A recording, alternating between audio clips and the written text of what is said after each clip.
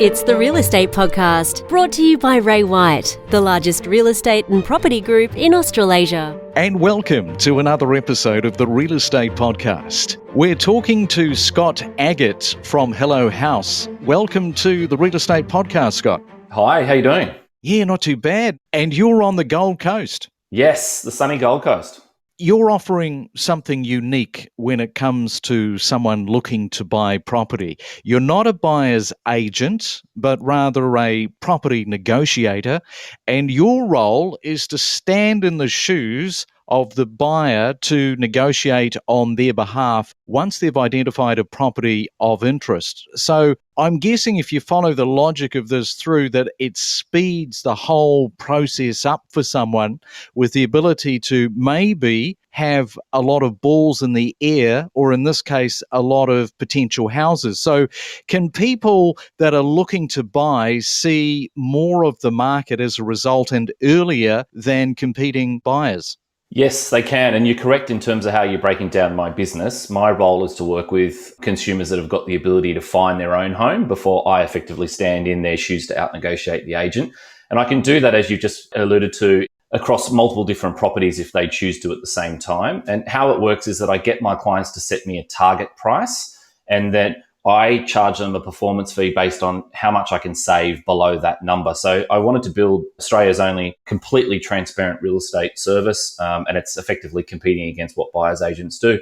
But in terms of your question there, in terms of how to see more of the market, as you'll know, 40% of property listings are sold off-market or pre-market. So to really see more of the marketplace and have more opportunity than other competing buyers, you've really got to get laser focused in a particular area. You've got to build relationships with agents that are active in that marketplace for the type of property and the price point that you want to sell. You've got to stay top of mind with those agents as well to make sure that they create opportunities for you.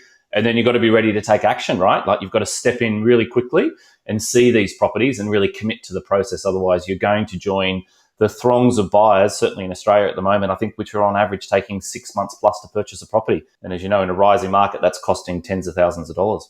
And we know that the market is hot at the moment, and it doesn't look like it's going to slow down anytime soon. And buyers sometimes struggle with making offers that have the ability to make an impression to vendors. It's a real sort of catch-22, this one. So do you have any advice to potential buyers listening to the podcast right now on how to really step up that whole process of putting their best foot forward regarding the offer in this very competitive property market? Absolutely. So there's a few really easy tricks and tips that buyers who are listening today can apply straight away this weekend if they're out negotiating in the property market. And that is to learn to ask direct questions, and ideally shut up as soon as you ask them. So you wait and see how the agent weighs up the response to you. I'm talking about questions like, a lot of people will ask, how many contracts have been issued? What offers have you had? Those questions are pretty weak. You know, you should be asking, what will buy the property? What's the highest offer that you've rejected? Try and put the agent under a little bit of pressure. Ask direct questions, because that's going to help you understand where you need to position yourself to make a really strong offer that's attractive to the seller. But the key for this is really understanding the market that you're buying in. So we just discussed previously about getting laser focused to the market. So if you're looking in more than one or two suburbs, you're doing it wrong. So you need to really laser focus down to what it is that you're trying to buy, and know what those properties are going to trade for in the marketplace. And of course, know that those properties even exist in that marketplace. So once you've got a good grasp on market knowledge, the way to build the ultimate offer is to ask those questions and then feed that back to the agent when you go to make your offer, so it's as attractive as possible to the potential seller that you're talking to.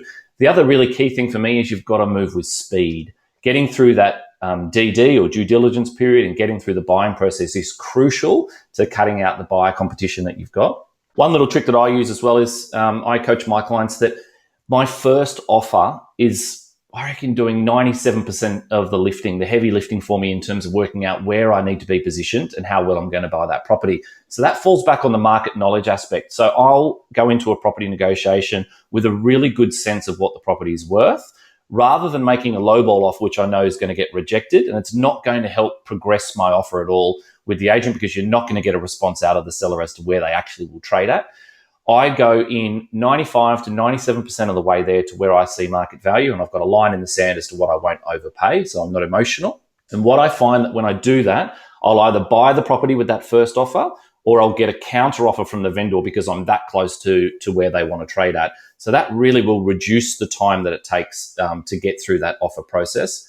And a key thing in that situation is you need to control the negotiation as best as you can. And I often use leverage in that situation. So leverage is when you might refer to another property and say, look, great, I'm interested in this one that you've got, Mr. or Mrs. Agent, at 12 Smith Street, but I'm a long way down the line on another property locally in the same suburb, off market with another agent. They're giving me some pressure to act on that one fast. So I'm going to give you my best and final offer here, but I just won't be here in 2 days' time. And I do that, the leverage, because a lot of buyers will come to me and say, look, I've made an offer and I haven't heard from the agent for 5 days or 7 days. And what they're doing, the agents are taking those offers because they're not strong enough, and then they're just using them to condition other buyers to increase and beat your offer.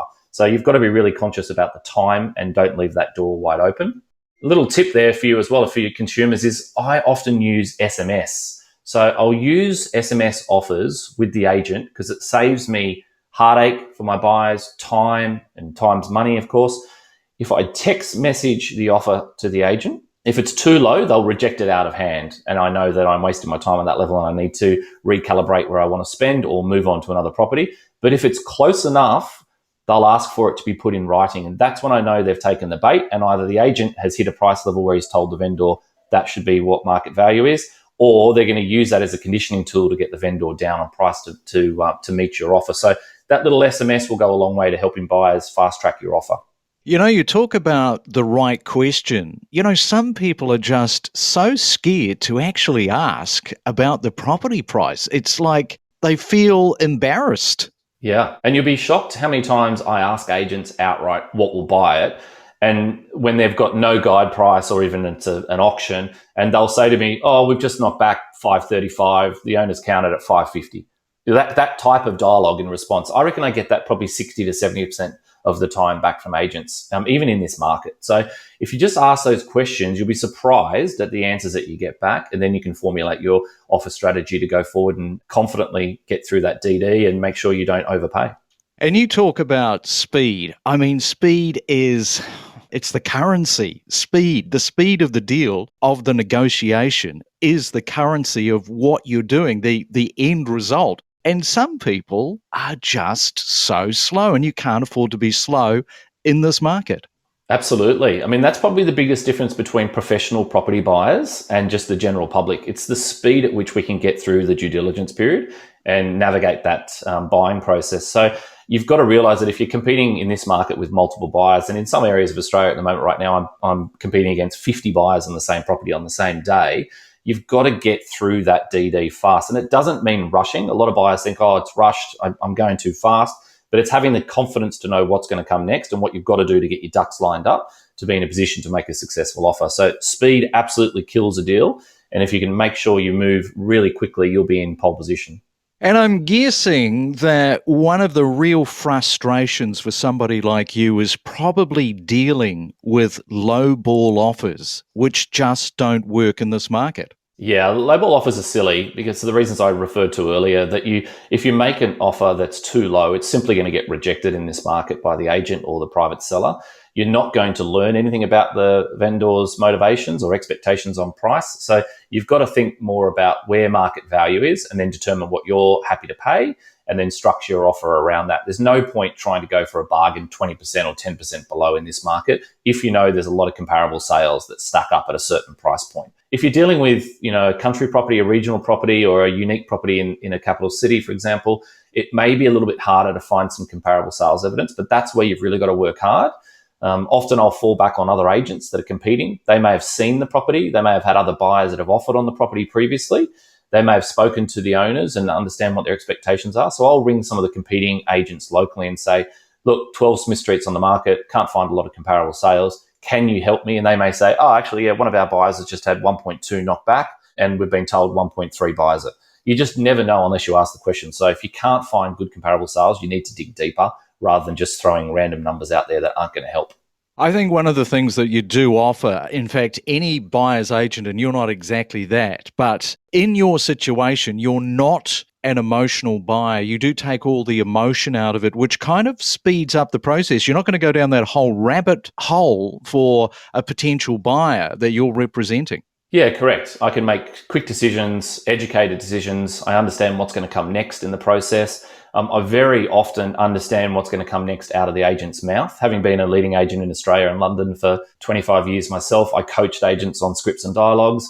Often I'll know what line they're going to throw me, when they're going to throw it, and what it means, whether it means they're bluffing that they've got another buyer or, what the motivation is from the seller. So understanding that process from the inside out puts me in a unique position to add value to my clients for sure. Hey, Scott, great to talk, and thank you so much for coming on to the Real Estate Podcast and giving that all a bit of a breakdown for us. Thanks for having me. It's my pleasure. We connect you to the best real estate information across Australia. The Real Estate Podcast.